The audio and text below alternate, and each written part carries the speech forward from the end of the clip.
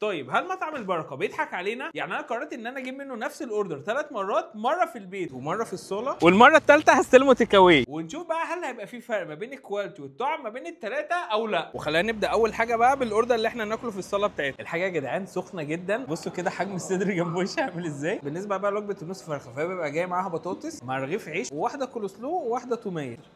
التتبيله وصل للقلب بشكل حلو قوي، فراخ نضيفه قوي من جوه يا جدعان، وحته ان الفراخ تبقى واصله لك سخنه، الاحساس ده انا ما بحسوش في البيت الصراحه. هو ما شاء الله اصلا البركه في وقت قصير بقى عندهم 9 فروع في اسكندريه، احنا دلوقتي في اجدد فرع ليهم في العسوي قدام شركه الكهرباء في سيدي بشر.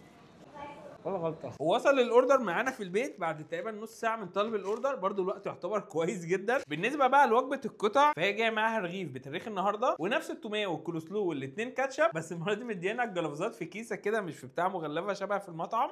وده كده يا جدعان شكل الوجبه، مش بتقرمش كده شبه المطعم بس لسه طعمها حلو بالبهارات. ويا جدعان الاحجام هي بصوا التتبيله وصل لقلبي عامله ازاي، تتبيلتها حكايه، بس بتاعها مظبوط. بس في المطعم كانت امتع كده وهي سخنه محروقه.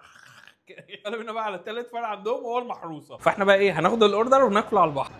والاوردر ده كده يا جدعان اتجهز في تقريبا 17 دقيقه. عندهم جلافزات عاديه بس قشطه ماشي. الوزن تقيل قوي. والله انا شايف ان هي نفس الشكل، نفس كميه البطاطس، نفس كل حاجه. يا لهوي موحوحه على الاخر. النهارده اكلت اكبر كميه البركه في حياتي.